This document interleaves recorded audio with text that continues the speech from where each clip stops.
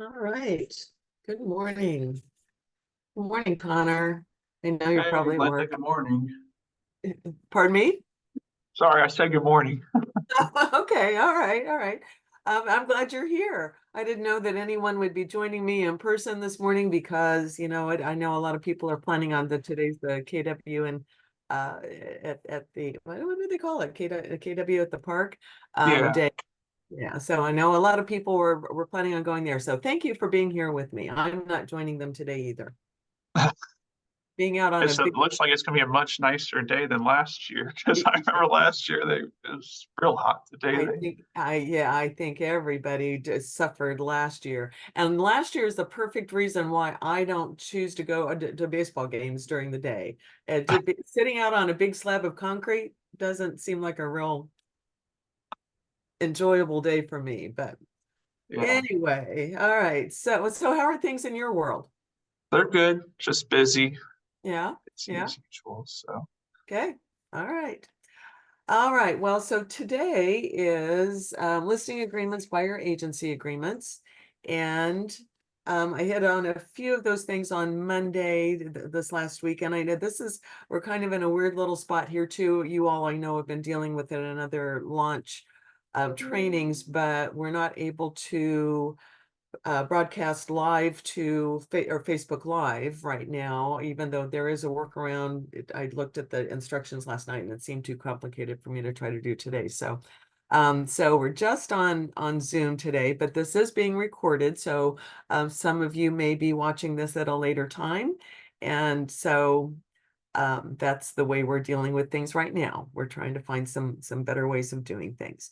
So I'm going to share my screen and we're going to talk about the forms, the documents that we use when we are getting listing agreements and buyer agency agreements signed. And so we will first start with the listing agreement. For the most part, most of the documents that you're going to need for a listing agreement will be found in the KWKC Metro Forms template in .loop. Well, there are a couple that are not, so we'll talk about those too. And so here we are in this template folder. And the affiliated business disclosure, I'm going to talk about that one because David's mentioned that now a couple of times in the business meeting. This is a new version for us, or a new form for us.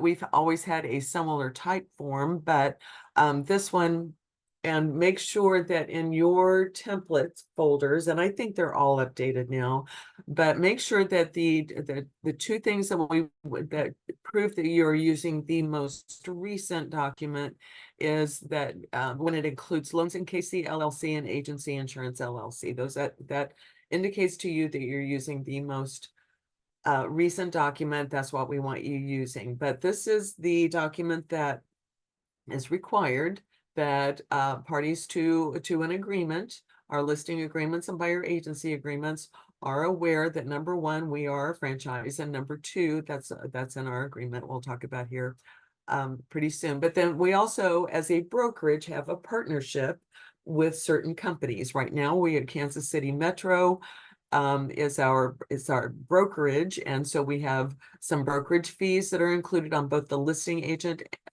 side and the buyer agency side. And it shows there the $395 to $1,000 plus the percentage of the sales price there. The reason that it has the 5 to 10% spread there is because that's what's indicated on our listing agreement.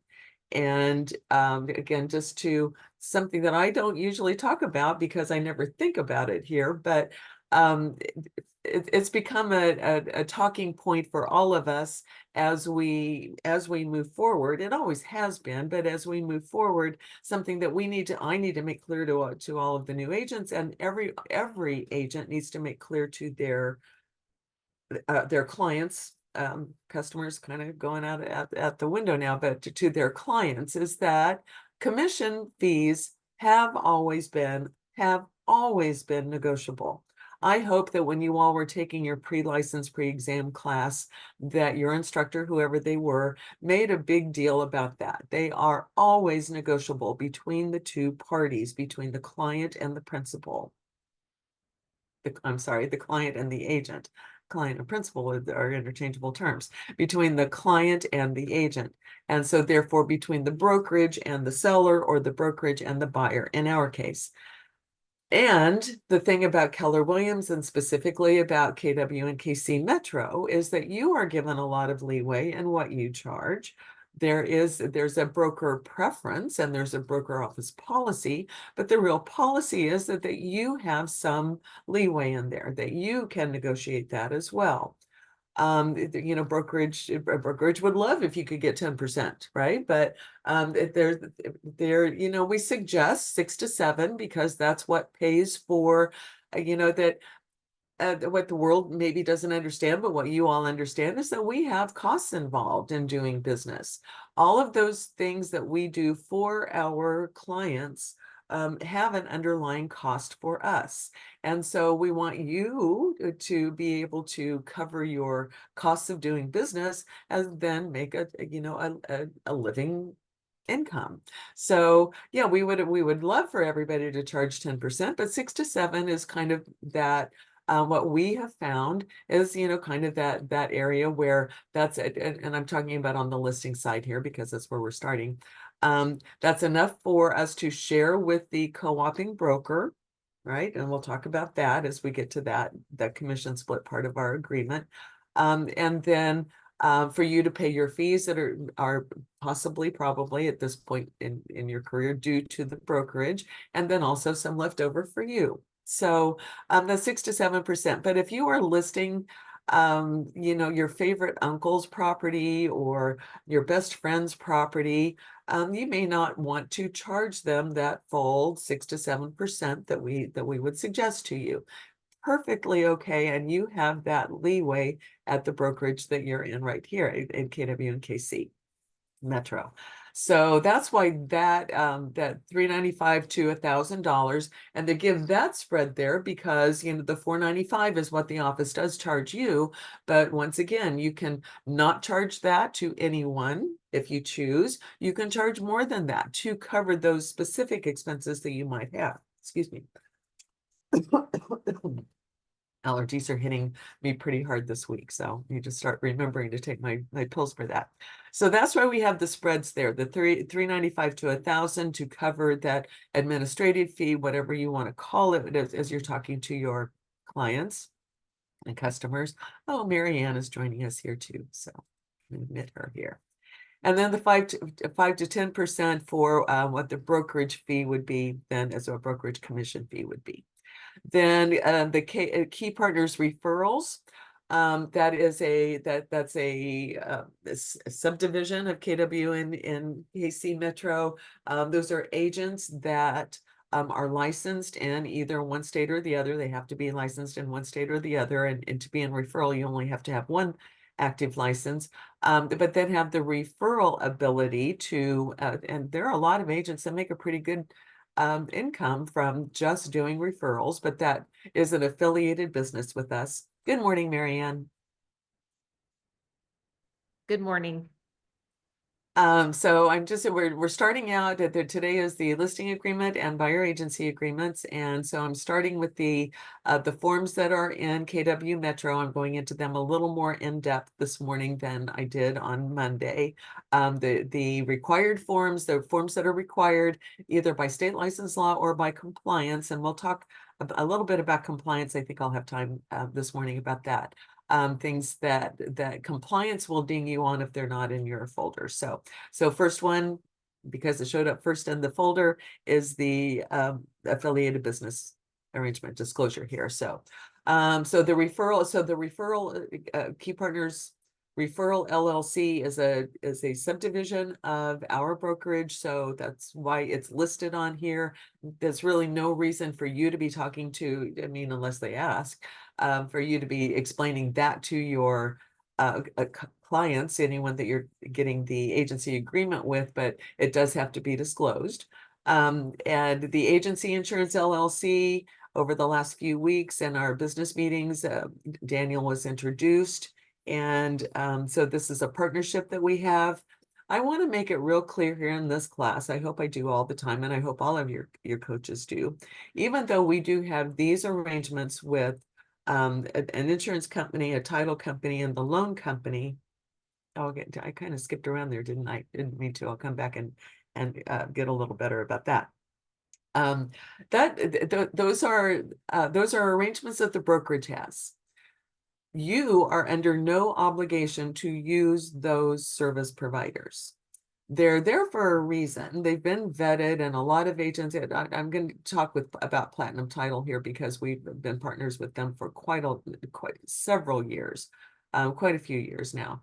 And I do use Platinum Title because, number one, and this is what I tell my clients. I use them. I tend to use them. They are one of my preferred service providers. They're right there in the same brokerage, in the same building with us. So if I have a question about something, I can just go right over there and ask Hannah, talk to Hannah, talk to Amy, whoever it would be on either side of the transaction. They have always provided good service for me. I have never had a problem with them.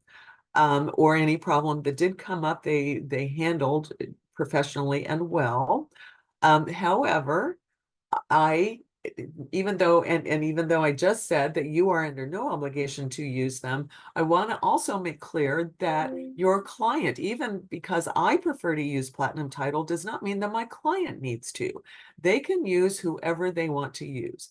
Typically speaking, this only comes up when a title company, Platinum Title, I'm sticking with them here for just a minute, when the buyer or seller, and when we're talking about listing agreements here, when the seller may remember who they used, when they bought the property 5 or 6 years ago, and they want to use them, perfectly okay.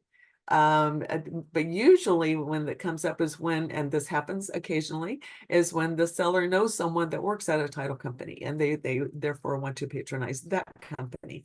Perfectly okay. Even if you've had a bad experience with that title company, it is perfectly okay for them to use them. And it's perfectly okay for you to kind of warn them about that too. It's like, well, a few years ago, I had an issue come up with them, but absolutely we'll use them. And I just know to keep an eagle eye out on everything that comes through. So the brokerage has service provider agreements and relationships. You don't have to use them, nor does your client have to use them. I want to make that really clear. All right, and I know I skipped. So loans in KC. Jason has been on for a few months now.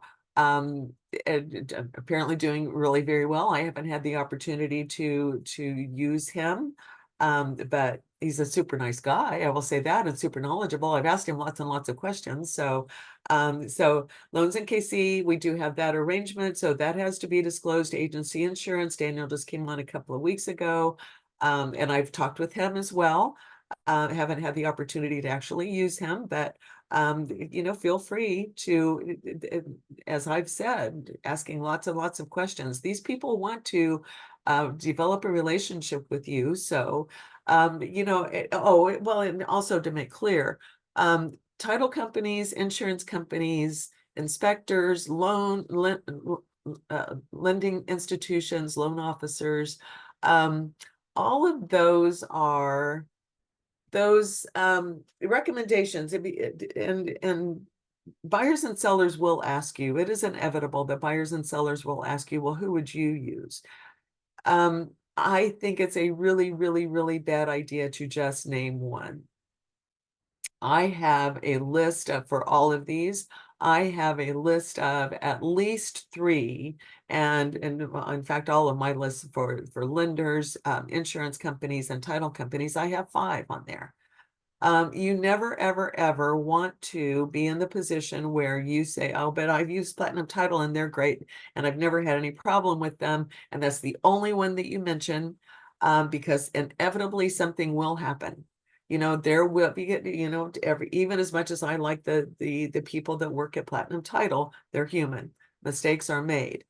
Something, or not even mistakes. There may be a situation that comes up, something about the title or about the property itself that can't be transferred at this point in time, at least for the money that we're talking about on our contract. And people are going to be unhappy. The 2 parties are going to be unhappy about that. And we have to blame somebody, right? So sometimes they blame us. That's okay. We have big shoulders, you know, that's, I've have yet to be sued, but you know, that happens every day. Or they'll blame the title company. You never, ever, ever want to be in a position where you've only recommended one. And then I just had this conversation with Lynn Weymouth, our supervising broker, the other day. She doesn't make any recommendations. She will say, why, you know, when they ask, and because everybody always asks, well, who would you use? And what my answer is, that's why I give them a list of 5 and say, I would use any one of these. That's why they're on my list. I would use any one of these. So here's their contact information and their websites. Why don't you go do your own investigation, call them. All of these people will want to talk to you, call them, look at their websites, you make your decision. Especially with the loan officer, you know, that becomes kind of an almost personal relationship, almost like what we have. And so I really like to have the loan officer and that potential buyer have conversations. You know, pulling the credit report is a minor ding, right? And if you have a conversation with a loan officer, that's what they're going to want to do.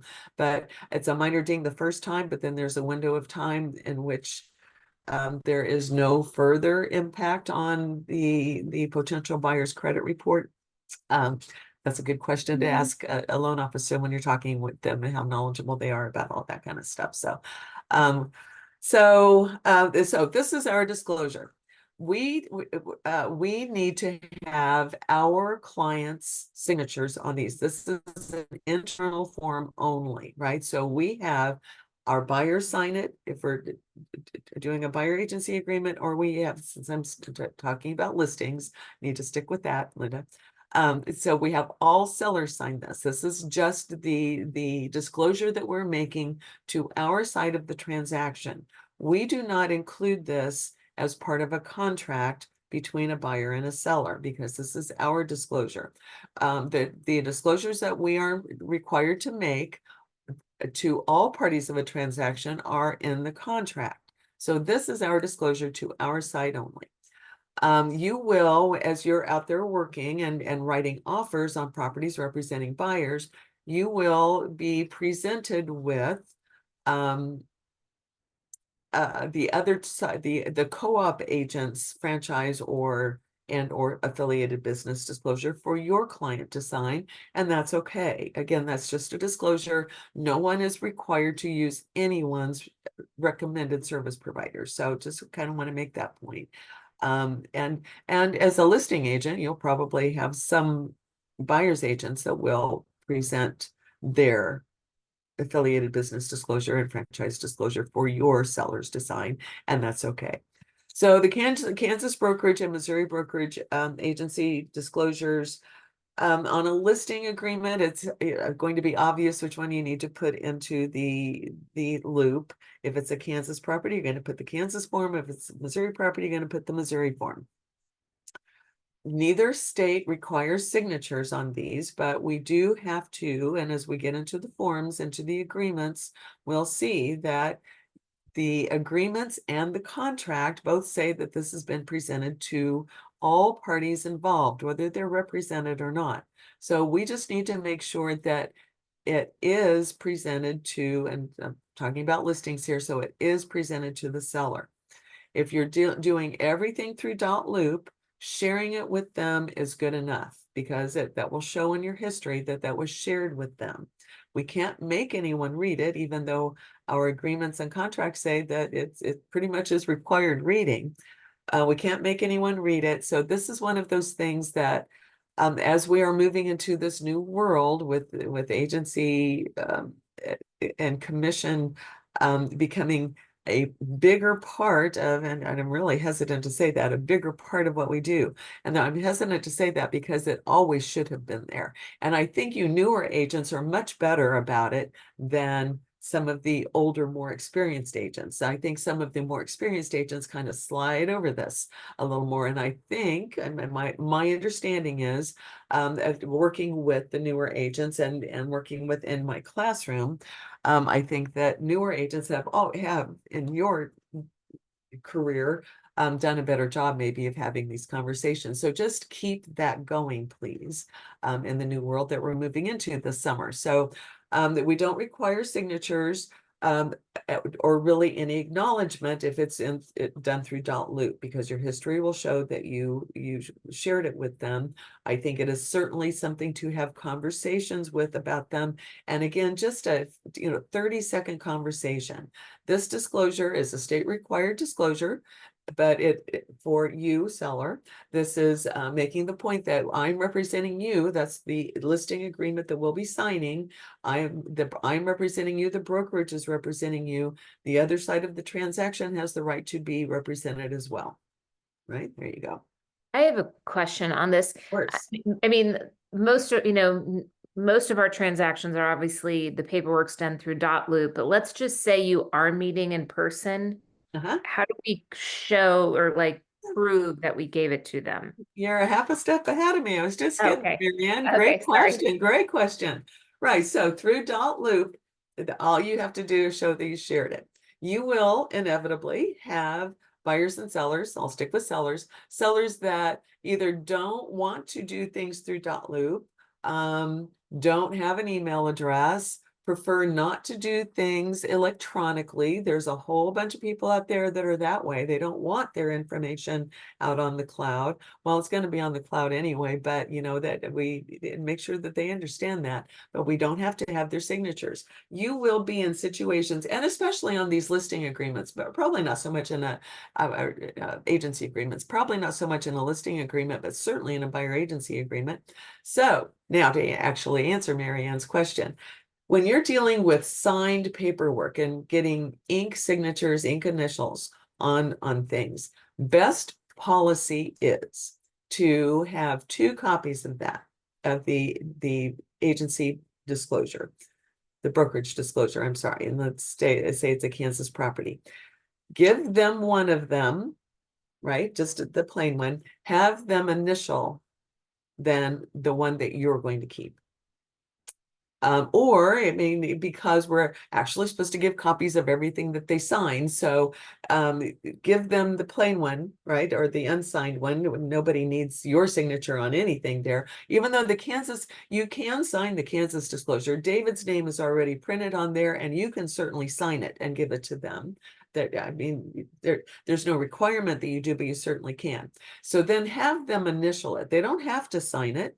And this would apply to the Missouri one too. There's really no place on the Missouri one for anyone to sign it. And then really, they don't really want us to have anything written on them. But to protect yourself, this is the only way that you can do that. So just have them initial it, and then you keep a copy of that. You can give them a copy of the initialed one also, but then you put that into your loop and into command.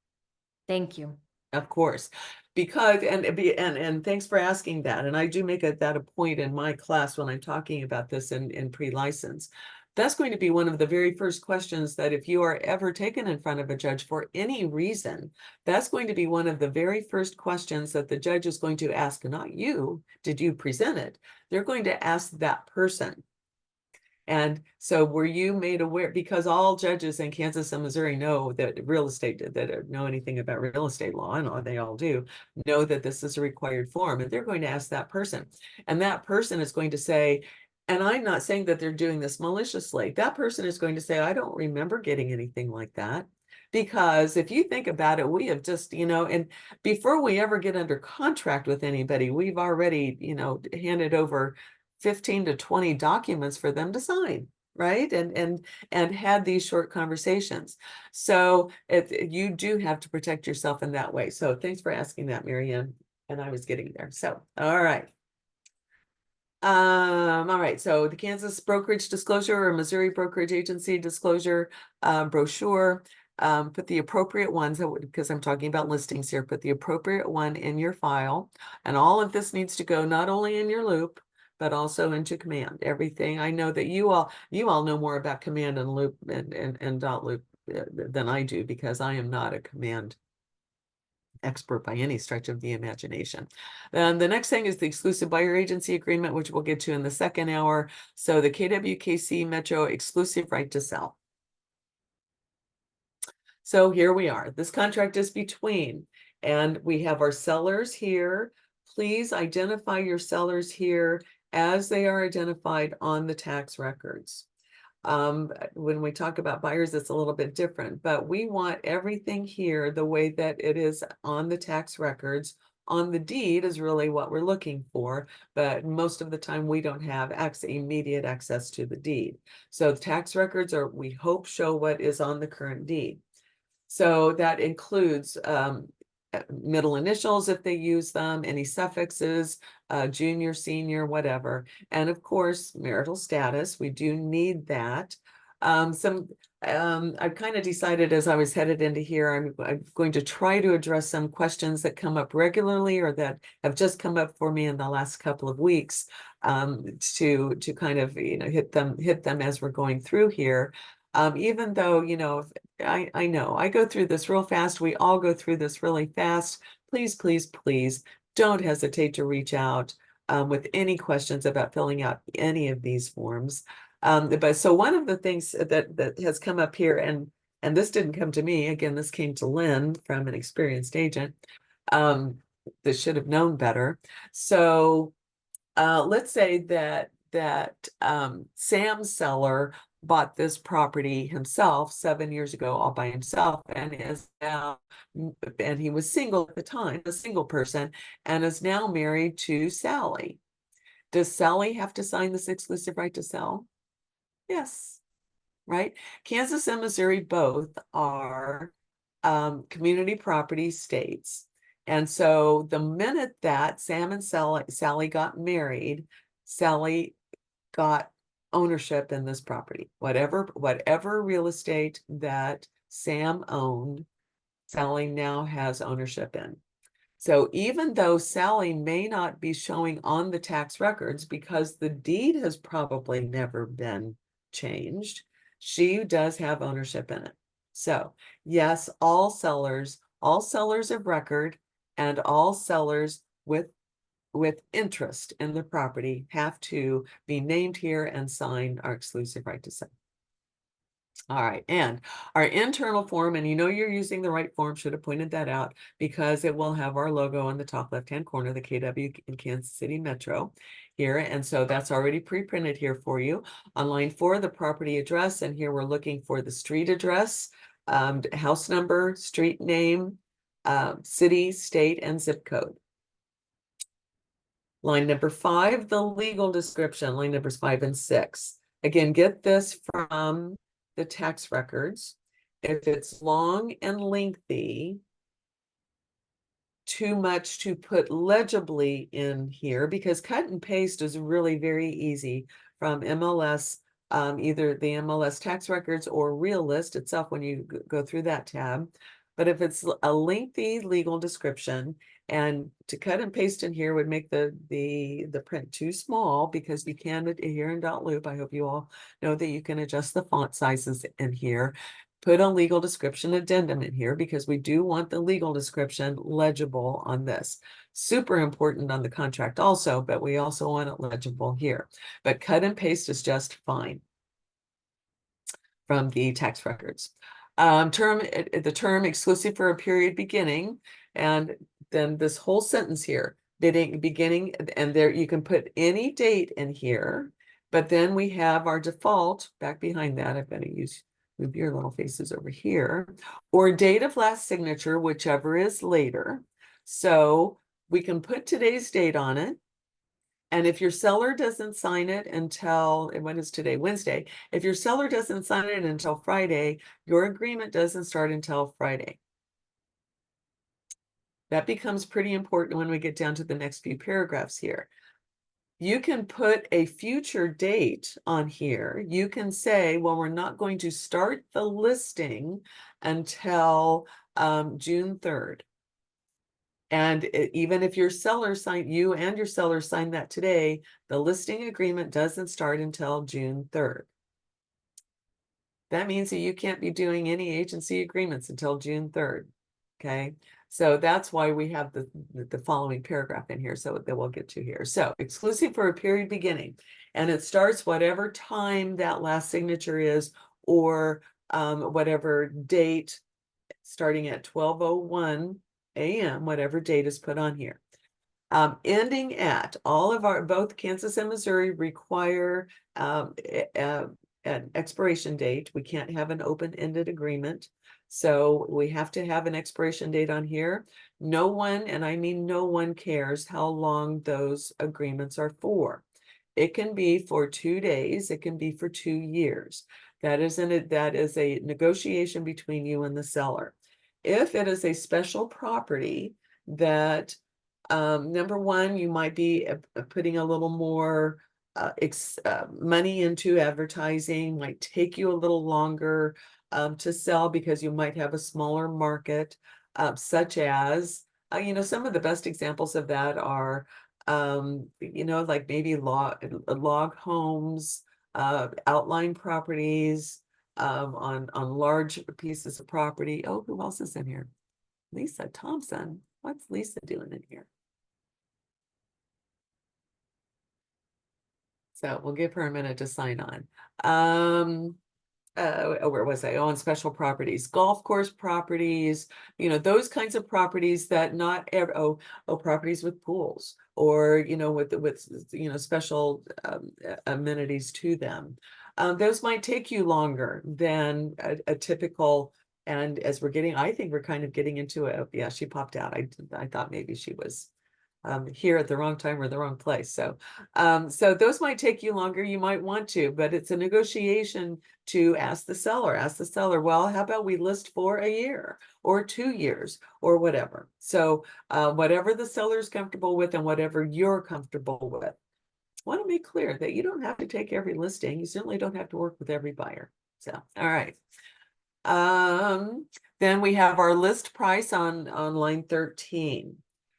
To put it into MLS, we have to have a list price.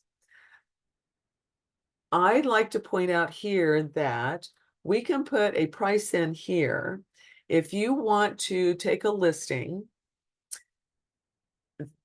in which the seller is telling you, well, we want to do some work. We have a $10,000 budget. We want you to come over and take a look at it and tell us where we need to spend our $10,000. Where will we get the biggest bang for our buck? Or we hope that that's what they're asking you to do. If they say things like that to you, sometimes we're the ones that have to jump in there and say, oh, let me come over and let's discuss where you're going to get the biggest bang for your buck, because sometimes sellers don't understand where the best place is to spend their money. So I'd like to make the point here that part of our agency is giving them advice and counsel. We are not required to give them advice and counsel prior to an agency agreement. And I would suggest to you that you don't give them a lot of advice and counsel prior to that agency agreement.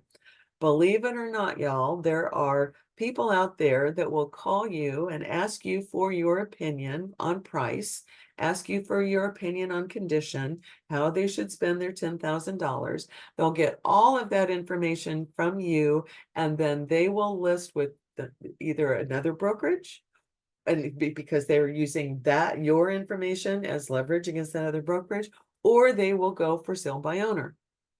I promise you that there are people out there that will use you in that way. Rutger's here. All right. All right, we'll give him a few minutes to get logged on here. So I would say that you can and should get this listing agreement before you start giving a lot of your advice and counsel. And in fact, there's a phrase that I learned from Chad Taylor several years ago that I do use a lot. And that is when they start asking me specific questions. Will I do a CMA for someone before they list with me? Of course I will, right? But I make sure that my CMA shows a range of pricing. Will I give some information about, when they say, well, where should we spend our money? What I would say in that situation, because I'm not going to, it's certainly not in my personality, and it's certainly not in anyone's best interest for me to say, well, I'm not going to show you that until you sign a listing agreement with me. I mean, that's not it. I'm going to say, well, what we find is that we get most of our return on the best value on investments made in kitchens and bathrooms. How about I come over and talk with you about your particular property and we'll discuss particulars about that. But the verbiage that I learned from Chad Taylor several years ago was, you know, I would love to give you my opinion and my input on that. I have clients that pay me a lot of money for my advice and counsel, and they would be pretty upset with me if I gave that to you for free. So let's talk about signing an agency agreement, and then I will share with you every bit of information that I have and that I know. All right. So, and I use, you know, basically that. And so the whole point of that is, so we can put whatever price we want to in here in that situation. Let's say we are having that conversation with the seller, and it's going to take them you know, at least a couple of weeks to do the work that we've asked them to do, because, you know, good luck getting contractors out there any sooner than that. But they're going to update the kitchen a little bit. They're going to put new countertops in. They're getting some new appliances that are going to stay with the property, and they're going to do a facelift on the bathroom too. So we may be 3 weeks, 4 weeks away from going on the market. I would begin our listing agreement today, because I can't offer advice and counsel until, and shouldn't offer advice and counsel until we have a signed listing agreement that I am working as their agent. And we can put whatever price we want to in here. I would put in that situation, I would say, well, in the condition that it's in today, if we were going on the market, we should probably go on at 285. But doing those things that we're planning on doing, it would probably, you know, because we'll have to look at the market in 4 weeks. As we all know, things are changing pretty quickly out there. But, you know, I think probably we can go a little higher than that. But let's go ahead and put the 285 in here as if we were having to go on the market today. And then in 4 weeks, when all of the work is complete, we've done another market analysis now, and we've kept up with what's going on in that neighborhood or in that area for that seller, then we can do a change form and change the price to whatever. That's real easy to do. And it's a real easy conversation to have with the seller right up front. So we can put whatever price we need to in here, but we are required to put a price in here. And of course, we're going to identify the property type, whether it's a residential, new construction, or land. Let's talk a little bit about the difference between residential and land. Because if you're looking at a property, listing a property that is a house on 5 acres, a house on 10 acres, I would even go so far as to say a house on 20 to 25 acres, and the 25 acres, then kind of anything over 25 becomes maybe a little more questionable. Not so much on this, but because that's where the cutoffs are on loans and loan protection. RESPA and TILA all define, and Kansas defines residential versus agricultural at 25 acres or less. So a house on that size of property is residential. I would only check land here if we are talking about hundreds of acres and there's no house on it. There's no living. No, I should say that. I shouldn't say that because you can always have like a hunting lodge or something that's real basic. So without a house on it, because that's a whole different disclosures that have to be made and all those kind of things. So basically, unless you are going to start working big land for agricultural or conservation use, most of yours, even if it's on acreage, is going to be residential. And the reason that we make this distinction here is because there are different disclosures that have to be made for these 3 different types of property. So for right now, in this, we're just going to stick with the residential. The MLS entry, unless otherwise indicated in the checkbox below, you agree property data will be entered into the Heartland Multiple Listing Service as an active status listing within 1 business day of the effective date and available for showings as soon as practical. If we are listing it today, but they don't want to go on the market until Friday, that's more than our 1 business day. So we would have to address this paragraph. starting on line 21. So that means that you have 24 hours, a business day, to get the listing input into MLS. MLS has certain requirements, and you have to have so many pictures. You have to have at least one picture, sorry. And there are certain pieces of information that are required by MLS. Most of those you're going to have, but there may be some things that come up as questions. So make sure that you are prepared to do that you have all of the information, and that the photos are taken. That's why you may want to delay the listing agreement itself by a day or two. If you haven't made arrangements for a photographer to come out, it just gets that much more difficult. Or either delay the listing, or we check this box. If we check the box on line 21, and every time you is said in here, we're talking to the seller about the seller. We're addressing the seller. You, seller, authorized broker to enter property data into MLS with a status that does not allow for property showings until. And you have as much time as you need here, right? So again, those situations in which maybe we're doing some work and we don't want showings, this is what we would do.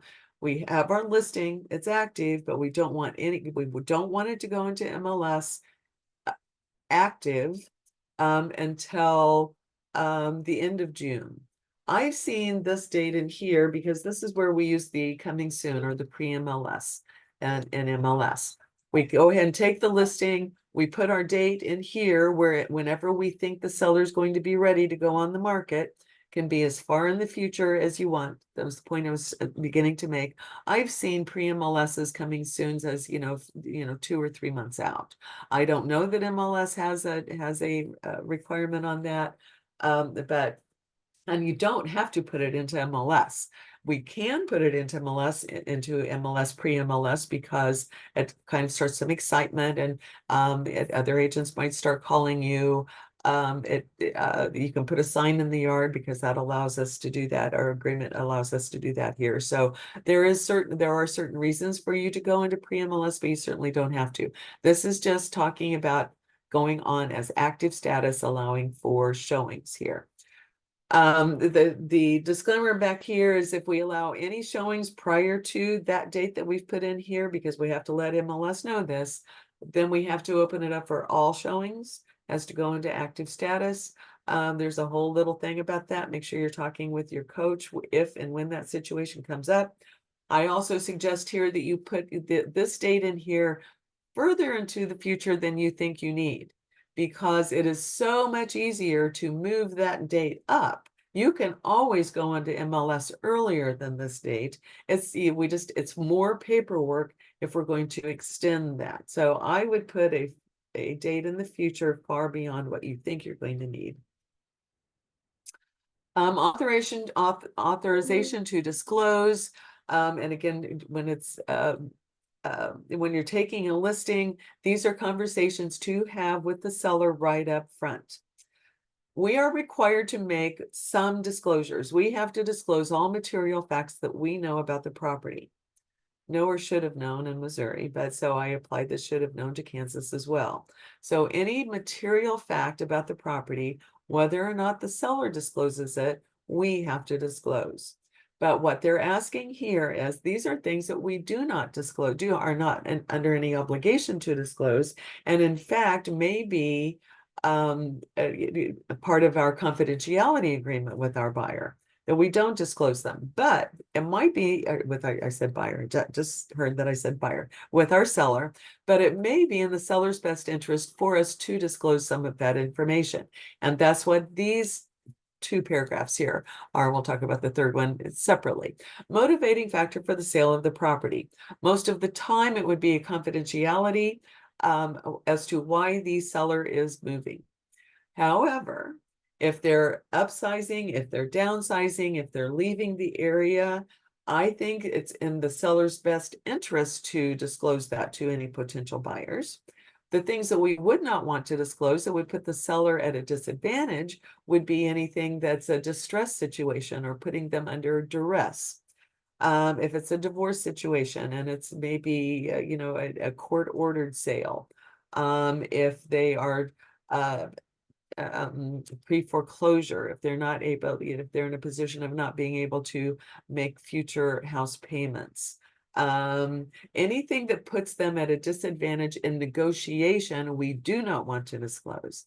However, I think that we need to put something in here because a listing or I'm sorry, a buyer's agent is going to call the listing agent. This is a phone call that I make all the time, and I suggest all the new agents that they do.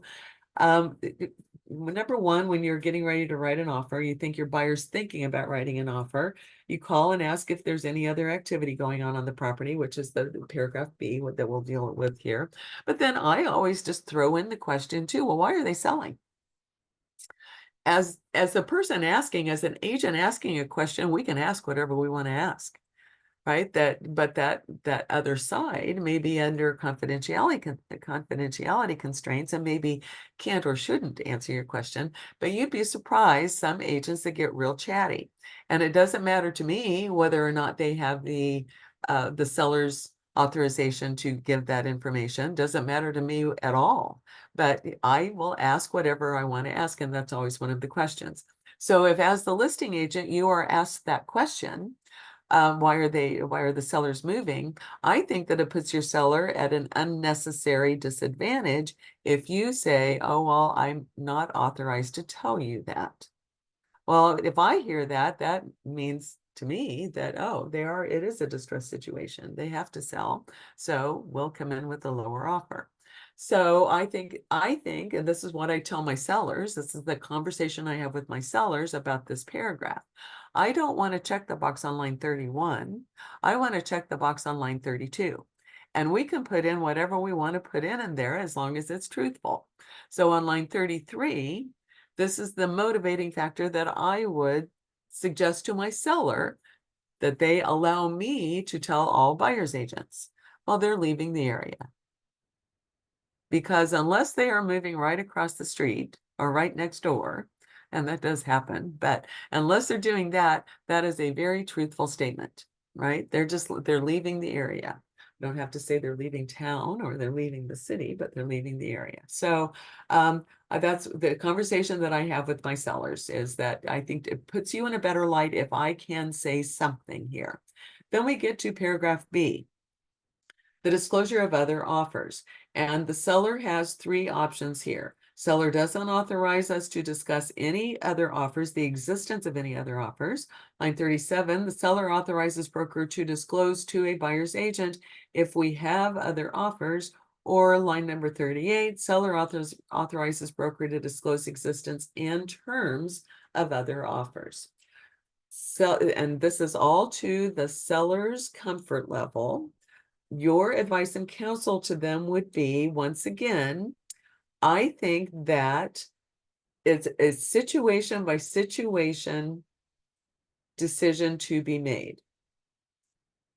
If we do have other offers in hand, and we have, let's say we have 3 other offers, and 1 is at list price and 2 are at least 10% above list price, a buyer's agent calls me and asks if I have other offers. If I'm not at liberty to tell them,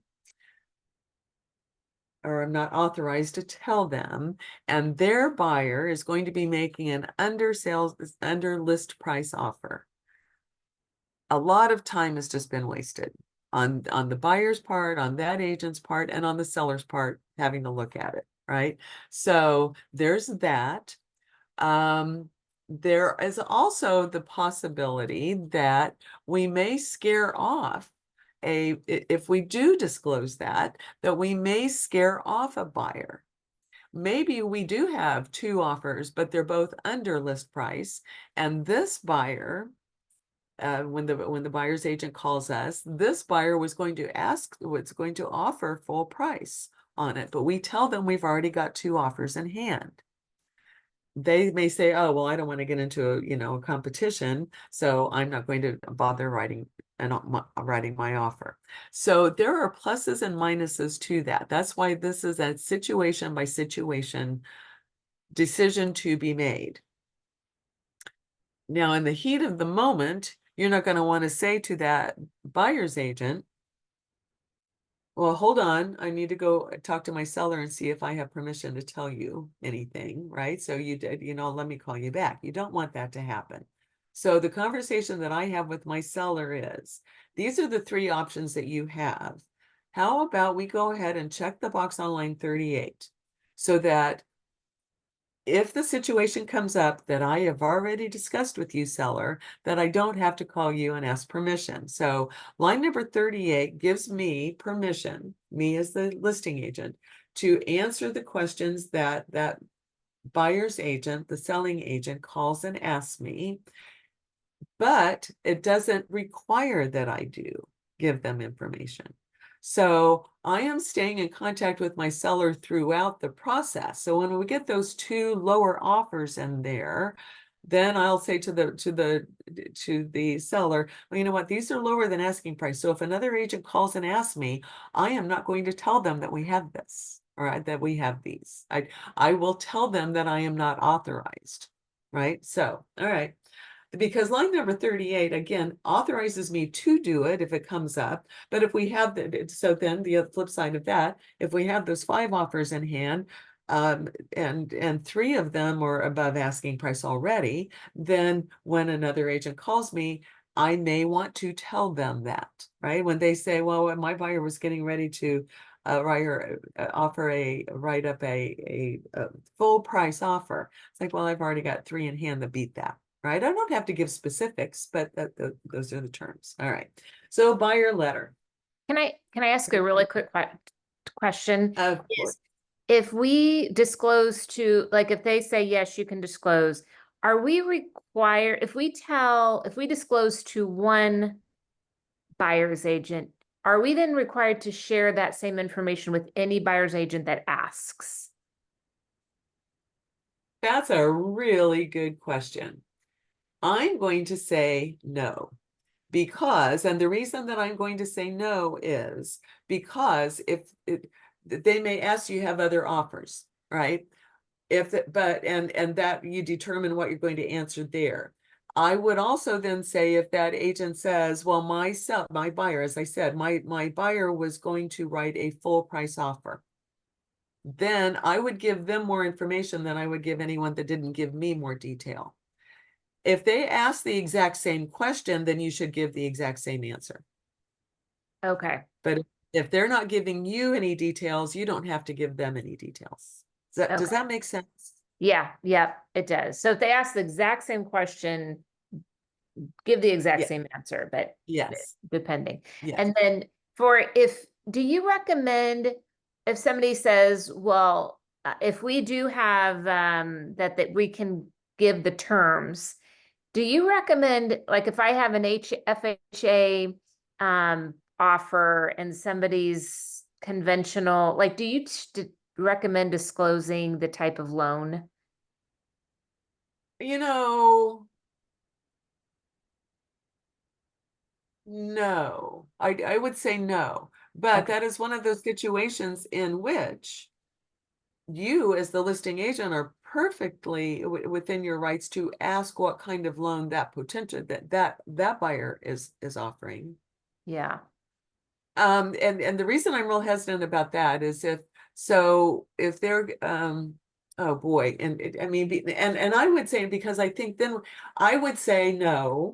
Oh man, and I might just backtrack on what I just said too, because we don't ever want to be accused of a fair housing violation, even though that's not our intent.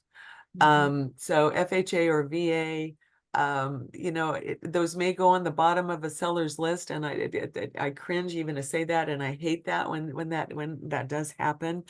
So no, I would say that would be something that we should not Just in general, don't disclose. say it. Okay. Yeah, just in Thank general. you. Yeah. Certainly something that a seller is going to make their final decision based on, but I wouldn't say that that's something we should disclose. I would say price. I would say net price.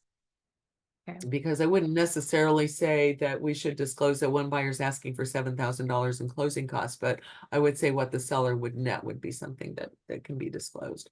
Closing date, that's also something that, you know, is important to sellers and can be important to some buyers. So closing date would certainly be something that wouldn't be a problem to disclose. So it Buying it. okay, sorry. Go ahead. If well, so let's just say you have two offers, same price, one's FHA, one's conventional, you choose the conventional. When the buyer that had the FHA, when that agent says, "Oh, how did we lose?" Would you ever say it's because of financing? Is that okay to say, like they had conventional and you were FHA? Oh boy, you know, agents do this all the time, and that's really a good question. I don't think that that's a problem. So and you know, really, that's really a good question. I should ask Lynn that. If they are the exact same net to the seller, but one is conventional and one is FHA, I have heard, and I probably done it myself actually, is like, well, they went with a conventional because, and we don't have to say, I mean, let's say the conventional was a 3%, right? We don't have to disclose that. Most agents do understand that an FHA, because this is something we should talk about with our buyers, is that, you know, an FHA is a perfectly fine loan. There are some risks that we take as an FHA buyer. I know I just switched hats on you here, but because, you know, the FHA appraisal may come back with some requirements that a conventional appraiser wouldn't. So I would, so based on all of that, I don't think that that's a fair housing thing in and of itself. Even though I mentioned that earlier, to say that the seller made a decision because it was a conventional loan over an FHA. I think you're okay with that, Marianne. Okay, thank you very much. Just because of, sure, just because of the appraisal situation and that kind of thing. All buyers should understand that that is something that contributes to the seller's decision. So, but I'll double check that with Lynn though too. All right, folks, we're going to take a short break here. It's 9:58. I am apparently not going to get to the buyer agency agreement. So, but because I do want to talk, I do want, well, you know, I might, because I'm not going to go through every detail of the listing agreement here, but I do want to talk about the commission and the agency stuff. So anyway, we'll still be on the listing agreement when we get back from break. My device says it's 9:59. I'll see you all in 10 minutes.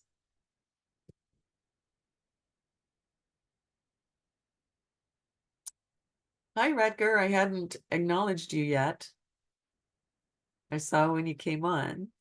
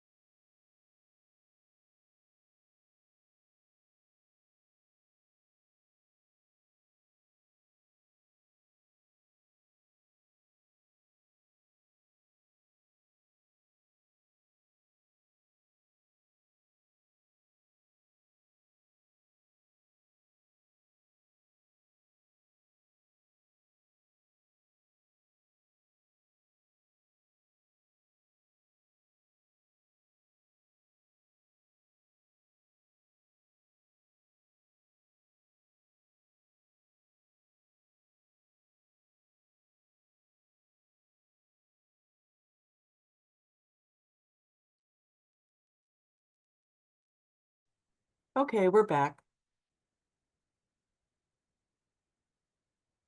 Oh, I've got something in the chat here.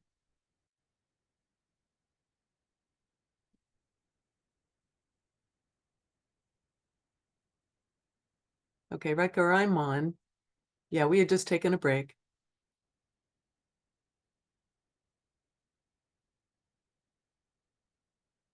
All right, so back to sharing my screen.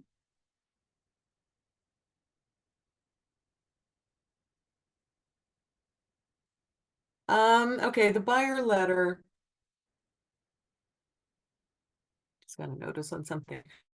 Buyer letter things. So buyer letter are those love letters that some buyers want to present with their offers. Some agents suggest that they present with their offers. I am not a believer in them. Although I've used them in the past, full disclosure, I certainly have on behalf of buyers. And if that's exactly what the buyer wants to do, right? We're under the obligation, making sure, of course, that you make all disclosures to the buyer of the risks of that. However, from the listing point of view here, from the seller's point of view, we talk to the seller.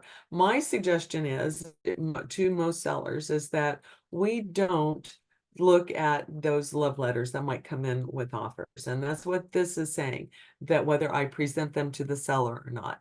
When I talk with the seller, my suggestion is let's just look at what affects you, the money, right? The bottom line. Because those love letters, they may come in with a really strong offer, but they may come in with a weaker offer. And they're trying to pull at your heartstrings, right? And then also, and this is what the risk on both sides from the buyer and the seller, is that if there's anything in that letter that could potentially be a violation of fair housing laws, we don't want to put ourselves in the situation that we did something illegal to make a decision, right? If it was based upon familial status, if it was based upon oh my gosh, one of the worst things that a buyer could do would be to present a picture with that, so if we by the picture of the people buying the house. The one and only picture that I think would be acceptable and under those situations would be if the letter's written from the perspective of a dog or a cat, or some other pet in the property, and it's a picture of that pet. So because we don't want to be in the position of possibly making a decision based on any of that, and certainly being accused of making a decision based upon that. So I'm not a believer in the letters. My suggestion is to all sellers that, hey, let's say that you don't want those, and I can put that right there in MLS. We will not be presenting any letters, any buyer's letters. But if the seller wants them, then of course we do what the seller wants to do, but it's always my suggestion that we don't. Paragraph number 2, all of that's in paragraph number 1 of our listing agreement. Paragraph number 2, the listing services here. And this first paragraph, starting on line 45, let's talk about that for just a second. It says right here that we are going to cooperate with other brokers through our MLS. There's no problem with that. Cooperation means showing the properties. So we're going to allow showings by other brokers of the properties. That's what our MLS does for us. But the second part of that sentence, and share the commission payable under this contract with other brokers. We don't have to do anything to this paragraph, even if the seller says, I don't want to pay that other broker. Okay, because it says share the commission payable under this contract. That is all dealt with later on in the contract. But so if someone tells you that we have to cross that out, you don't. All right. So, but this is make sure you're telling your seller that, and most sellers are savvy enough in today's world to understand this, but make sure this is something that you do say to them, that I am not going to be the only one showing the property. Our MLS allows all of our MLS brokers to show that property. So we hope, chances are, if I were the only one selling it, it might not sell, right? If I were the only one showing it, it might not sell. Chances are our contract is going to come through another broker. All right. So now whether we want to pay that broker or not is a completely different thing. All right, submit pertinent information. So that's all the pictures. If we're doing a video tour of the property, all of that goes into MLS. Provide listing services for dissemination to others, including the county appraiser. So the other two parties, the other three parties, let's put it this way, that get involved in our transactions, once they become a sale, are the other party's lender, a title company, and the county that in which the property is located.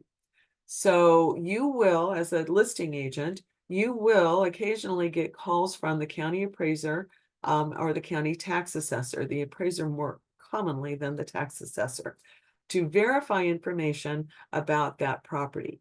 So you are under legal obligation to provide that information. That's part of our agreement between the counties. We get access to their information and we provide them information. So that's our agreement there. And this is making sure that the seller understands that those parties, the other side's lender, if there is one, the title company and the taxing authority in Kansas and Missouri, that's the county in which the property is located, will be privy to anything that they ask for. That we obtain information on any current mortgage that they have or home equity loans. This is where I think it's important when you're talking with your seller and you are under the obligation to do an estimated proceeds sheet for your sellers. When you take the listing and then with every offer that you receive, they deserve that because the terms of those offers are going to change what their net is, depending on if it's a very extended closing date for a particular buyer, seller's going to still owe more taxes for the taxes, they owe the taxes for the time period in which they still own the property. So all of those things can affect what the seller's going to net, and the seller, that's information that the seller needs and deserves to make a good decision. But what this is asking here, and even though this allows us to gather that information, we typically don't anymore. Back in the dinosaur days when I first got my license, we were the ones that called the current loan lender for that buyer. It says mortgage here, but that only applies in Kansas, right? Everybody knows that, right? So the current lender, we would get the loan payoff information. We don't do that information, and we don't do that part of that anymore. That's information that the title company will get prior to closing, but this is giving everyone permission to get that information. There may be times when you might want to get that information ahead of time, but just be aware that you're going to have to get special permission, a special permission form signed by the seller for us to get that information. You're probably going to need to get at least some kind of identification number from them, their last four digits of their social security number, that kind of thing, because the lender's not going to give you information if you just call and say, hey, I'm the listing agent. They don't care about that. But then the other point that I'd like to make here too is ask them what loans they have on the property that use that property for security. So, their mortgage, their primary loan. Make sure that you're asking about any and try to word it different ways. A home equity loan, a HELOC, a second mortgage, a junior mortgage. Try to use all of those words in your conversation because only one of those may trigger in the seller's mind, oh yeah, well, yeah, we've got a junior mortgage. Yeah. Or if you use a junior mortgage, that might not mean anything to them. But if you say HELOC, they'll say, oh yeah, we've got one of those. So all of those have to be paid off. Make sure your seller understands that. There are some situations that have come up in which it's unclear. Is this something that has to be paid off by the seller or not? Marianne had one of those a couple of months ago. So, and for the most part, anything that uses the property or anything on the property as security for the loan will have to be paid off at closing from the seller's proceeds. So make sure that your seller understands that. They were going to disseminate, not only are we allowing starting on line 57, not only are we allowing other brokers to view the property, show the property, and sell the property, but we are also allowing other brokers to advertise the property. We have an IDX agreement with all of the other most of the other brokers. I shouldn't say all, most of the other brokers in our MLS, that your listing may show up on the Reese Nichols website, or a Remax website, or an EXP website. That is an agreement that we have. It should always give us it should name us as the listing broker. You know, usually most commonly the verbiage is, you know, courtesy of, this is presented courtesy of KW and KC Metro. And that gives us the same right to advertise other brokers' listings too. So that's that paragraph. Grant a broker an irrevocable, perpetual, non-exclusive, and fully sublicensable and assignable right through multiple tiers to use all of the things that, all of the points that we use as advertising, whether those are the virtual tours or the photographs, that we can use those. And another paragraph in here tells the seller that we can use those even after our listing agreement with them is over. If you have, you can always show your old listings photos in your brochures, right? These, you know, these are listings that I've had. These are the kinds of services, because that's a really good thing for you to be able to do if you're trying to show the quality of the photographs that you put into MLS and out to all of those other websites, which is another paragraph in here. You might want to have those photos of previous listings in your listing presentation so that you can show this seller what you do. Line 67, grant a broker an perpetual and non-exclusive. Oh, I already did that one. And the non-exclusive license shall survive the termination of this contract. That's what allows us to use all of those advertising points later on after our listing expires or is terminated by a sale or any other way. Paragraph number 3, what the seller agrees to, refer all offers or inquiries regarding the property that's received during the term of the contract to the broker.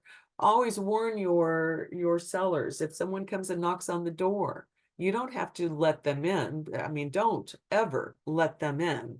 You know, if someone unannounced comes and knocks on your door, if someone's asking questions about the property, make sure that you seller, tell them to call the number that's on the sign out there, right? Call Connor. He's my listing broker and my listing agent, and he'll be happy to answer any questions for you. Line number 80 tells us that in state license law in both Kansas and Missouri tell us that we cannot put any sign in a yard unless we have written permission from the seller to do that. This is why, even if you're going to put, you can only put a coming soon in it, in the yard, if you have the property listed and you have the signed. And it's still kind of questionable, but I would say if you put a coming soon in the yard, you probably should have it listed in pre-MLS, because yes, the coming soon will generate phone calls to you.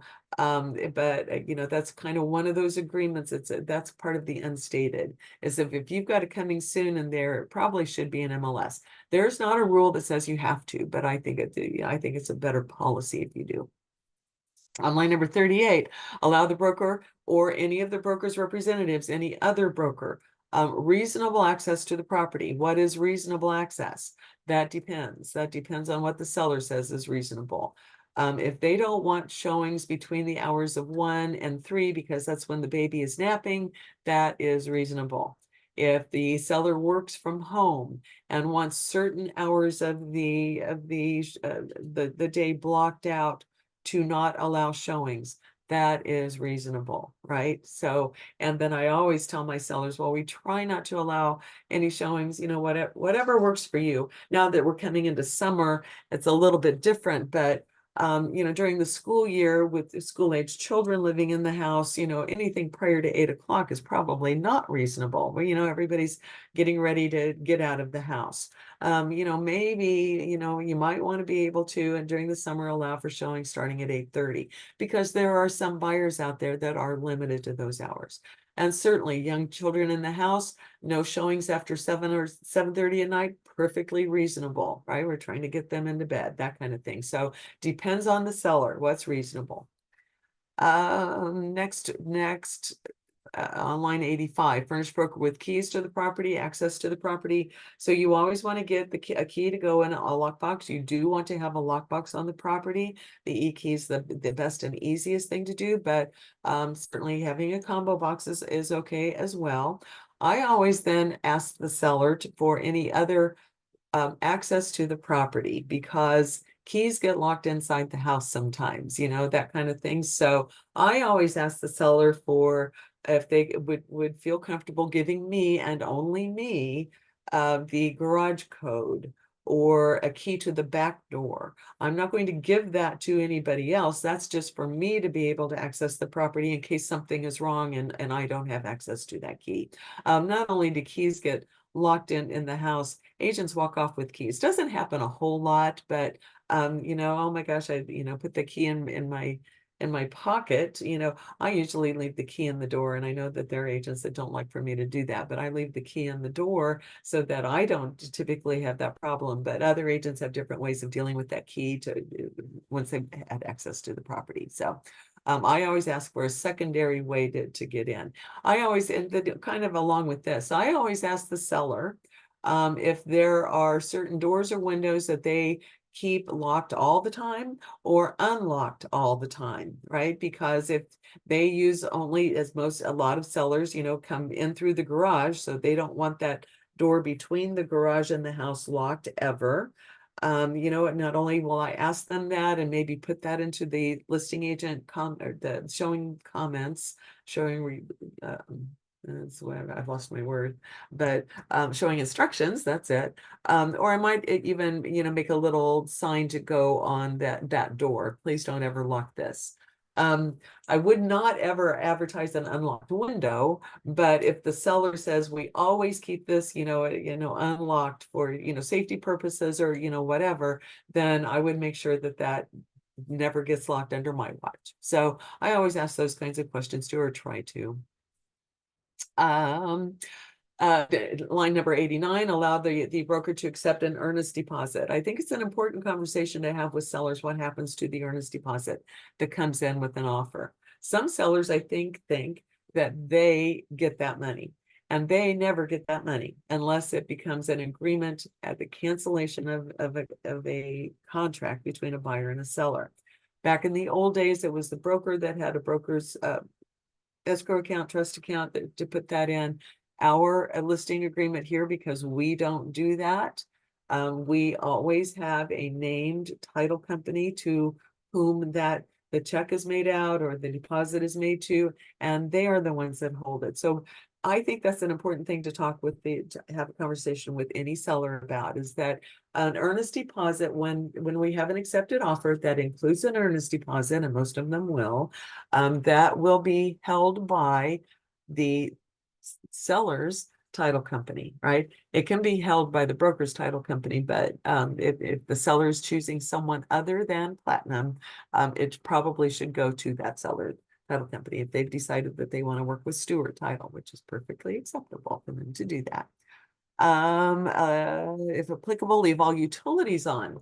So, you know, in most of your listings, that is going to be applicable. And please remind, even if the seller's vacating the property, please remind them of two things, that this bullet point and one that's 2 down, to leave the utilities on. As we're heading into the summer, I know that a lot of sellers think, you know, during the winter, it's important to keep the heat on so that the pipes don't freeze. It's just as important to keep the AC on during the summer. Excessive heat on a property can cause a lot of damage to a property. So, so there's that. Then also, we don't want a buyer to be uncomfortable when they're walking through. We don't have to set the thermostat where we would if someone were living in the property. If the property is vacated, we can set the temperature to a higher temperature. We still want it to be somewhat cool, and we want air circulating through, again, to protect the house. But we also don't want the buyer to break into a sweat when they walk in. They are not going to be looking at that property favorably under those conditions. So we want them to be somewhat comfortable. The next one on line 93, this was added in a couple of years ago. This is now in our seller's disclosure and in our contract as well. That any electronic equipment that's staying with the property, whether that's a Nest system, a Blink system, any of the connectivity systems that, between smart homes and an app, that if the seller's leaving those, they can be considered personal property and don't necessarily have to stay. There needs to be an agreement between the two parties on the contract.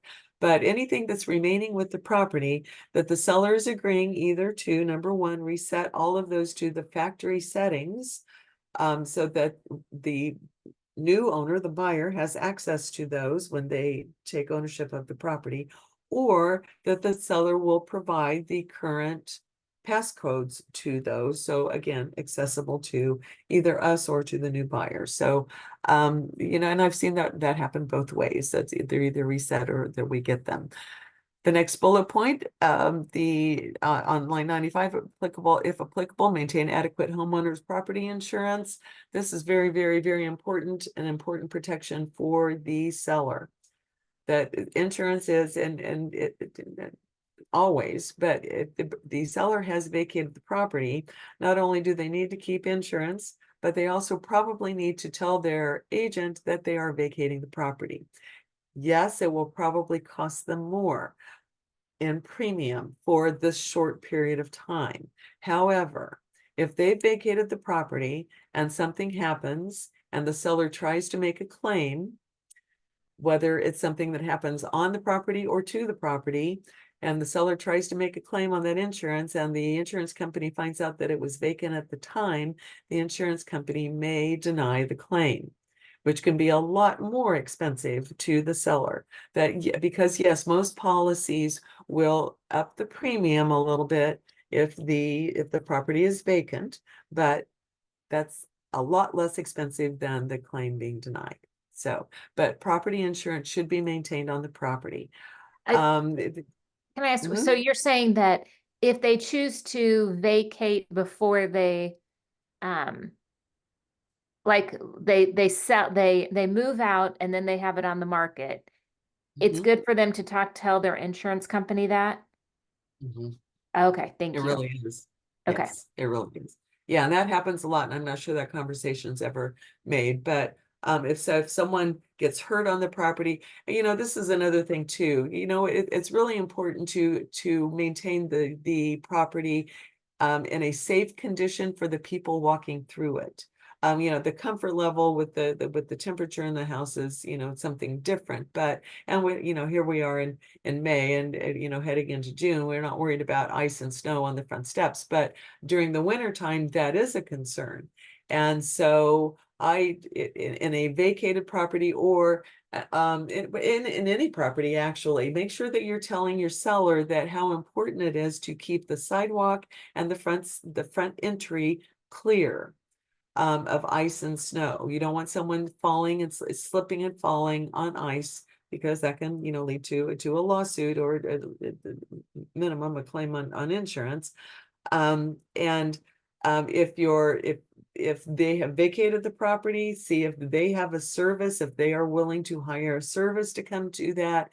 Can't tell you how many times in my career that I've been the one that's gone over and cleared sidewalks and front entries just for that reason. We don't want anyone falling and getting hurt. So when the timing is appropriate, make sure you're having those conversations with your seller. Yeah, obviously you don't have to talk about that here in May and June. Line number 99, permit the broker to continue to show the property to other prospective buyers after a contract. This is a conversation to have with your seller. If we go under contract, we can put that status, we have to change the status in MLS, and we have two options for that. We can either go under contract, pending, or we can go under contract, allowing for backup offers, right? Backup status or pending status. Backup status does allow for the property to be continued to be shown. Pending status pretty much puts an end to showings. On pending status, the seller does not have to allow any further showings. On backup status, They do. And get in trouble if they don't. If the seller, if a buyer's agent calls and wants to show your property and it's under backup status and the seller does not allow showings, and if that agent calls MLS and complains, you're the one that's going to get in trouble for it, because backup status does mean that other showings will be allowed. You can be under backup status and then through inspections, that's really common, actually. Let's allow showings until we get through the inspection process, and then you can switch to pending. Changing the first time from active to under contract, whatever you're using, does not require any further paperwork. That's required of us, and we don't have to get anything signed by the seller to go under either, to put the property under either one of those status. If we are changing from backup to pending, we now have to have permission from the seller. Just a change form, right? No big deal, but it does have to be there if you're going to change it more than once, right? Anytime other than going from active to under contract, anytime we're changing status on a property, we have to get written permission from the seller to do that. Paragraph number 4, I'm going to take this real briefly, even though it's not, that does not mean it's not important. It is very important. Paragraph number 4 basically sets out our agency duties, that we are marketing the property at our own expense, that our advice and counsel is what we're giving. We owe confidentiality to the seller. We're working in the seller's best interest. We're going to present all offers that are presented to the seller. And again, folks, yes, you know, a verbal offer we have to present.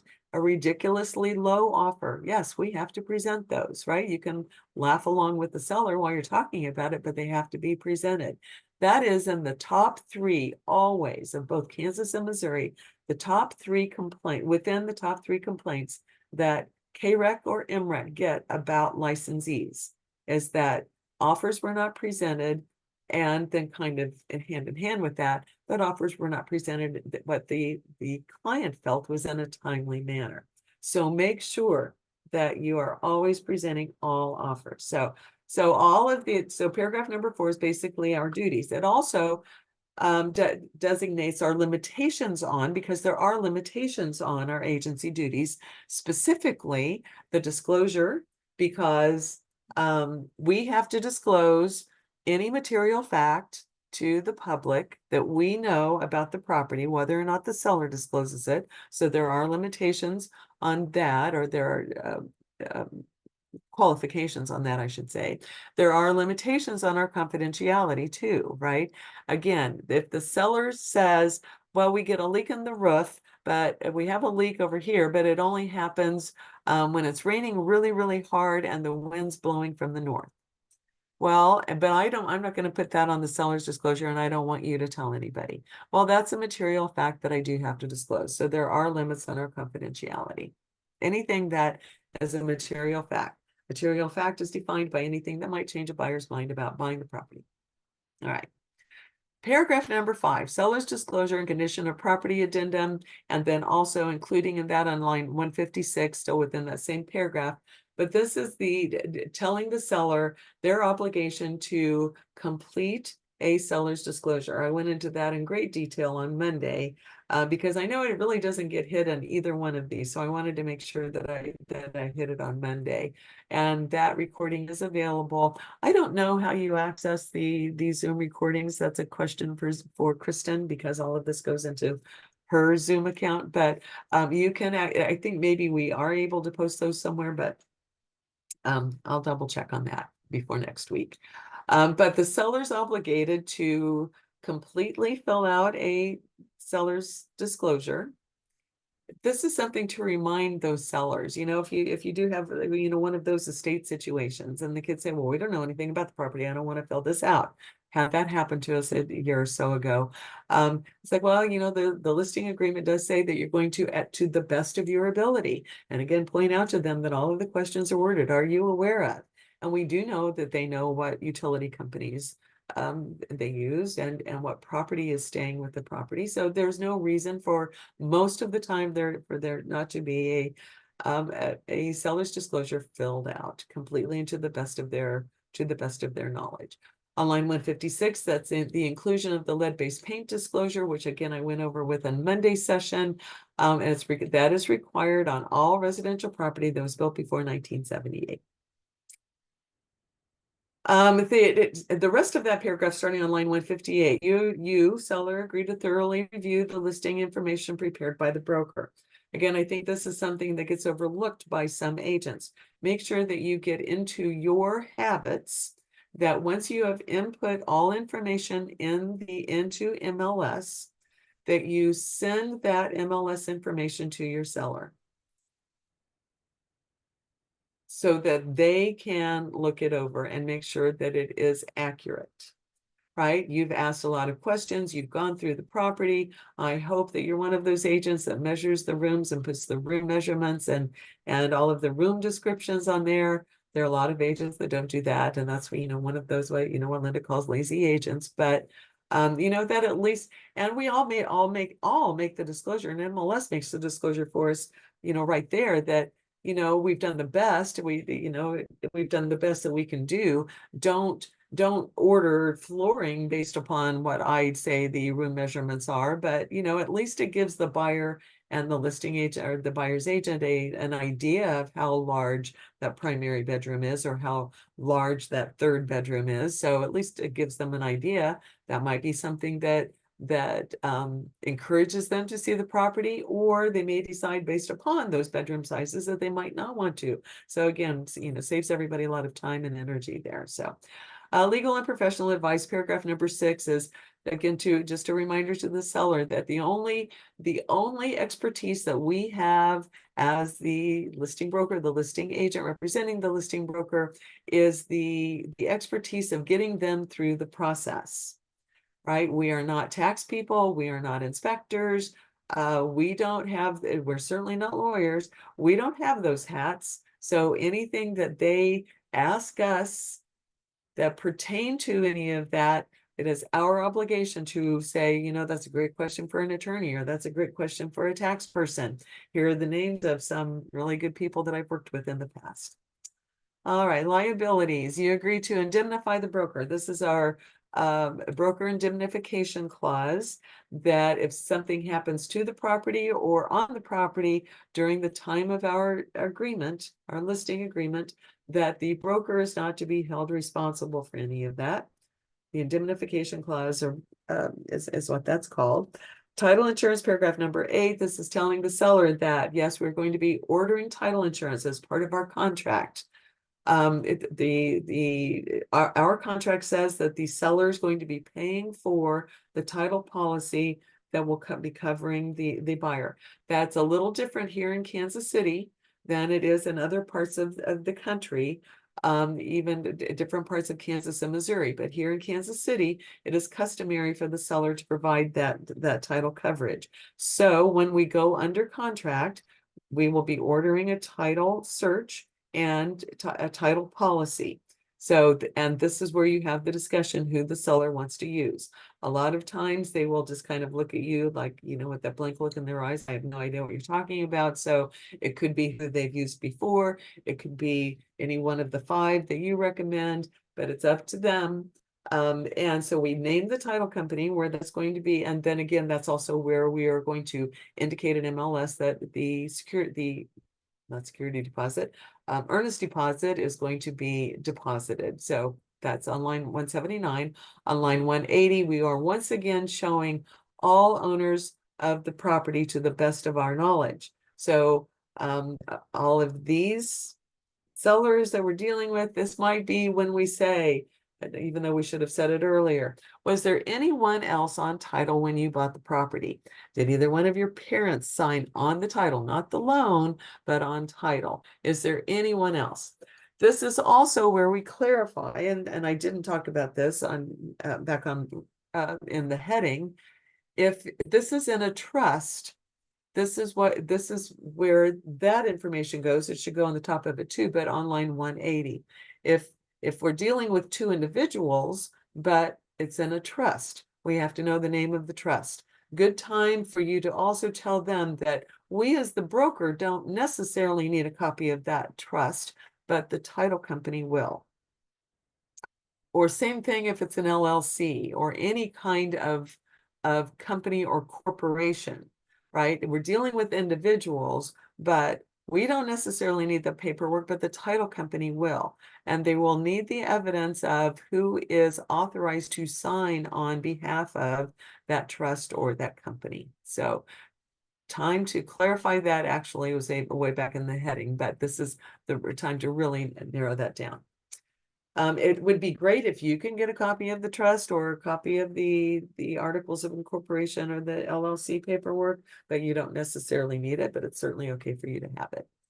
All right, paragraph number 9. This is as far as we're going to get today, folks, for pretty much, right? We're not going to get into the buyer agency agreement. So that'll have to be next month when, and I'll deal just specifically with that. But this has become such a hot button for us, and it's been such a long time since I've gone through the listing agreement in this kind of detail, because I try to get them both done in the 2-hour period.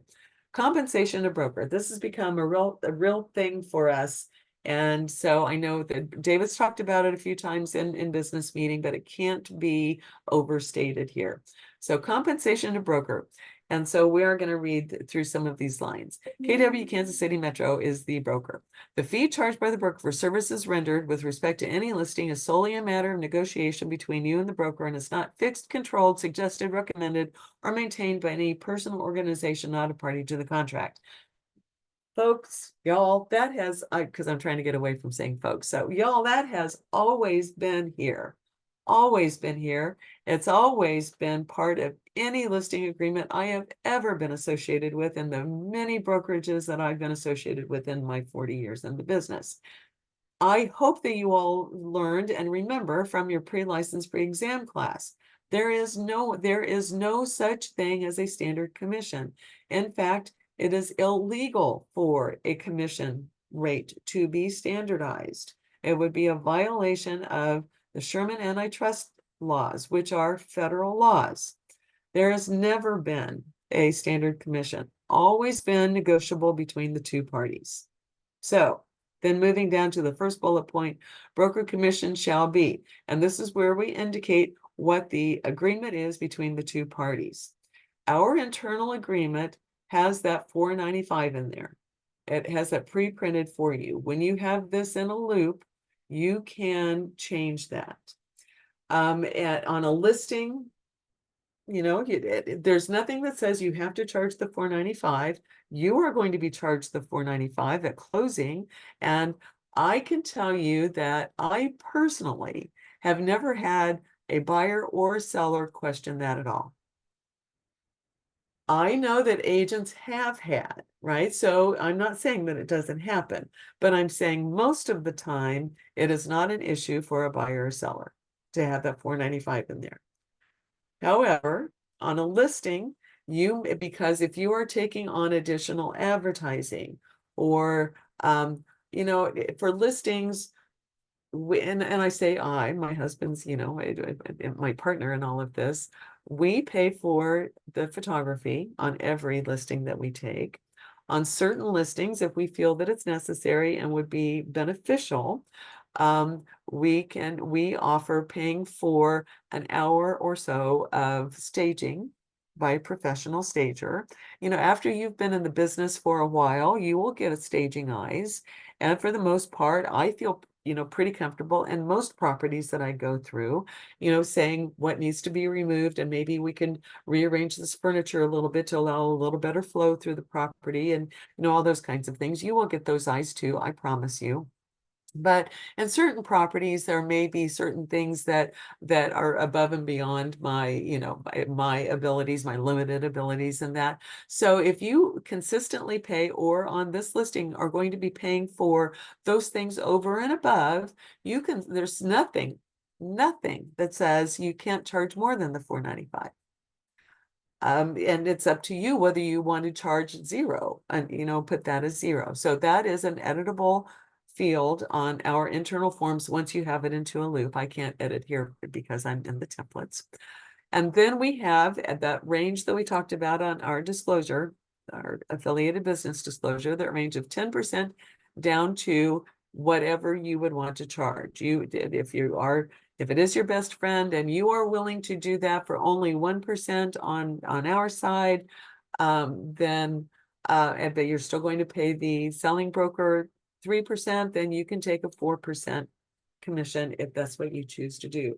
Bear in mind, if you're going to do anything less than 5, though, that we do have a broker minimum that the broker wants to get paid. I'll tell you what it is, but it gets kind of in the weeds on this. They want whatever their cut would be at 1.5%.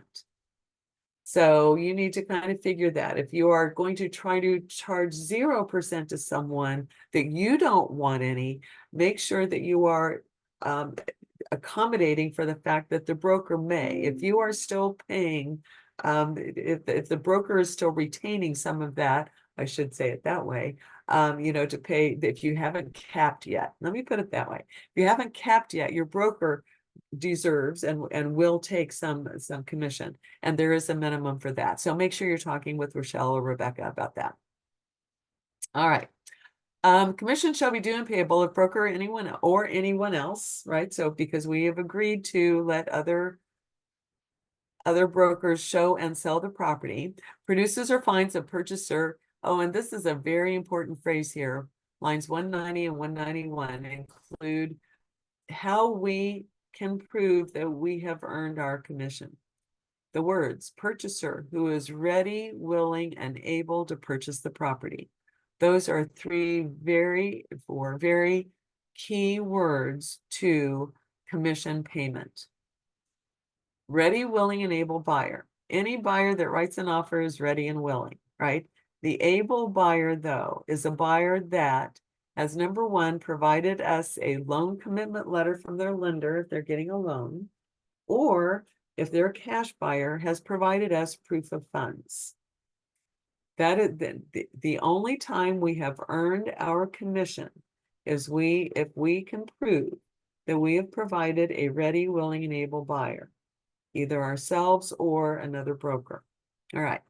But at that moment, whether the seller, the seller decides after the fact, this is how I present it in class.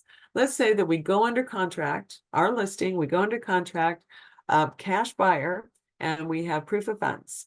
We have a letter from their banker that they have enough funds on deposit in that bank to meet the obligations of that contract. We have a ready, willing, and able buyer. And let's say we had a 20-day close on that. 4 days before closing, seller calls you and says, oh, Marianne, I've decided I'm not going to sell to that buyer. My cousin's moving back into town and I decided I'm going to sell it to her instead. Marianne's answer to that is, well, 2 things, right? Number one, the buyer, you are in a contract. The buyer is probably going to have a problem with that. So here are the names of some real estate attorneys that I've worked with in the past, if you don't already have one, because that buyer is probably going to come after you. Number 2, you owe us our commission because we have performed our duty under our contract. We provided a ready, willing, and able buyer. And the seller, the reason I talk about this in class is because who can sue in that situation? Can Marianne sue in that situation if the seller says, oh, I'm not paying you commission? I only owe you commission if it closes, and it's not going to close with that buyer. No, you owe us commission because we provided a ready, willing, and able buyer. Can Marianne sue? No, only the listing broker can sue because it is the agreement between the seller and the listing broker. So there's that. But we performed our duties and commission is due and payable when we provided a ready, willing, and able buyer. Now we get down to offering an hour at price and terms acceptable to you at a later date, meaning we went under contract, that they agreed to certain terms at a point in time. Then we get to 190, the rest of line 192. The commission shall be split blank to the listing side, and we have to fill in a blank, and blank to the selling side. And our default here, if you don't put anything in those blanks, our default here is a 50-50 split between the listing broker, us, and the co-op broker, whoever brought the buyer, excluding the $495 and any other compensation that's agreed to in line 195, which we'll get to here in just a minute. So you may be working with the seller that says, well, I don't, because, you know, they've been reading all about these lawsuits. So they know that they don't have to pay that other broker. All right. So I don't want to pay. The seller says, I don't want to pay that other broker. All right. This is where we clarify here. This is also where you have your conversation with that seller. A couple of really good points were brought up yesterday in yesterday's business meeting. So that would have been the business meeting on 5/21. So if you weren't able to listen to it then, I suggest that you do. About conversations to have with this. And I know it's been brought up before too. Have the conversation with your seller. You know, I understand, and I know that a lot of that information's out there, and I know what you've been reading and how it's being presented out there, but let me try to explain to you how this is probably really going to work in real life. At this point in time in our MLS, until things are changed, that's what I have to say in MLS, is that you are not willing to pay the buyer's agent broker. The buyer's agent, when they come on and look at your listing, will see that right there. And that, yes, they have to have a conversation with their buyer about being paid by that buyer on if they should sell your listing. A lot of buyers out there are not in a position to be paying that, don't want to pay that themselves, because our seller, there are lots of sellers out here in our market that still are paying the selling broker that commission. So this puts your listing at a little bit of a disadvantage. This is going to cut down on the number of showings that you have. We will also, I'm sure, get some offers that are asking you to pay it, right? That will be part of the offer. So it's something, seller, that even if we do this, that's something that you still should be thinking about, and we will consider on an individual case-by-case basis. When we get an offer that does ask you to pay it, we'll talk about that. All of that, yes, it's all going to affect your bottom line, and that's what we're all concerned about, what your bottom line is. So we'll talk about that. But I guarantee you that, especially at this point in time, that is going to cut down on your showings. Even, and then now I'm talking to you, the launch agents here. Even once things change and we are not going to be presenting that as information available on MLS, that still will cut down on the number of showings, right? Because it's still going to be a conversation that's going to happen between that buyer's agent and you. They're going to call you ahead of time. You know, apparently we're going to have a seller's concessions field on MLS, or a way for us to indicate that the seller is willing to pay concessions. And so that might answer those questions, but that's still going to be an issue. Things are not going to change as much as I think some people think they are. And I know David keeps saying that. I know Lynn keeps saying that. We're going to see some things that, you know, different wording on our agreements, and, you know, things are going to show up a little different on MLS, but I don't think the way that our world works is really going to change all that much. So try to prepare your seller for that. The other compensation on line 195, if you think that you're going to use that, make sure you're talking to your coach, or to me, or to Kristen, or to Lynn. Most of the time that's going to be blank. That would really be only for additional advertising expenses. If you are taking a listing on a golf course, and you know you're going to be advertising in a golf magazine, or possibly in the newsletter for that community that costs you that, the seller may offer to help you cover some of those expenses. But that gets to be kind of tricky. So most of the time for you, that just leave that blank. But if you think that you are in a situation in which, oh, hey, I think maybe I can use that here, make sure you're talking to someone before you put anything in there. We are down to 1 minute. Not that the rest of it's not important, it certainly is, but those are the things that I did want to hit on. Now, and before we break, paragraph number 10, the brokerage relationship required disclosure. So I am going to talk about that here for just a minute. So because we know where the property is located, we have given them the appropriate disclosure form. We talked about that way early on.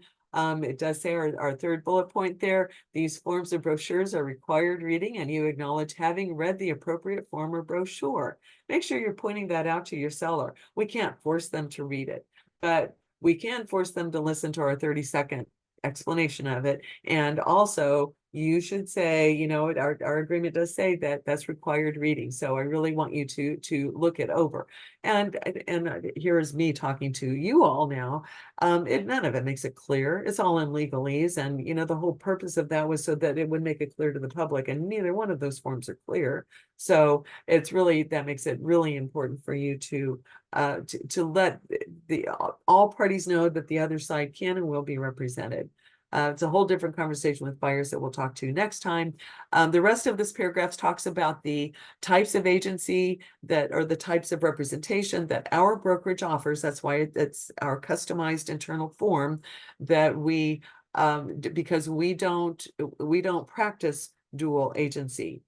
Even in Missouri, even where it's somewhat legal in Missouri, we don't practice it. We only practice seller's agency, transaction brokerage, and designated agency. So make sure that your seller understands all of that. And then the rest of that, the other thing that we'd have to talk with our seller about is whether they want a home warranty in place on the property. It covers them while it's on the market. It's also a good marketing tool, I think, as we're getting back into a more normal market, where buyers are having inspections. And yeah, maybe a 20-year-old furnace that's working perfectly now, but Murphy's Law tells us it's going to break down, you know, within 2 weeks after the buyer takes possession of the property. So not that the rest of it's not important, it certainly is, but we just run out of time. But make sure that all sellers sign it. Please, please, please, unless if the seller has a different address, please make sure that you have included that other address if they live somewhere other than this property. But at the very minimum, make sure that you have the seller's phone number and or email address on here. That's in case the broker has to get in contact with that seller. This is the only way that they have that information. If you've become unavailable for whatever reason. You are signing on line 370 on the left-hand side. As the designated agent, you're signing on behalf of the brokerage here, and make sure that you put all of your correct contact information there for the seller to have, right? Or a seller's representative to have there. And the additional designated agents, if you know going into it that, I mean, for instance, my husband is usually the designated agent on most of our agreements, but I am always listed as an additional designated agent. I am held to the same rights and responsibilities that the original designated agent is. If Rutger's taking on a listing, but he knows he's going to be out of town for a couple of weeks, not readily available, and he wants to name Connor as a secondary a designated agent to cover those sellers while he's out of town, then that's where we would put Connor's name. It's underneath everyone's signature, so we don't have to have permission to do it, but it's always a good idea to let the seller know that that's happening and who it's going to be. All right, it is after 11 o'clock, so I'm going to let you all go. I'm going to check. I'm going to stop share here, check to see if I have any other comments, because that's not available to me while I'm sharing. No other chats here available. So thank you all for joining me. I'm going to write all of your names down. I'd just love the fact that Marianne is still showing up for these. So I think that's just awesome. And Connor as well, because I know the both of you have attended a lot of these. I hope I do say something different every time, that you learn a little bit, or at least reinforces, you know, some things a little bit that maybe you had forgotten. And Rutger, I'm so glad you were here for us this morning.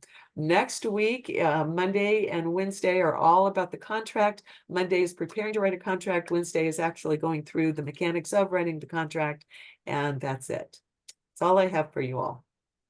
Thank you, Linda. You're Thank you. awesome. It's always helpful. Thank you, Linda. Oh, thank you. Thank you. I really appreciate all of your comments. All right. Everybody have a good week. Okay, too. thank you. All right. Bye.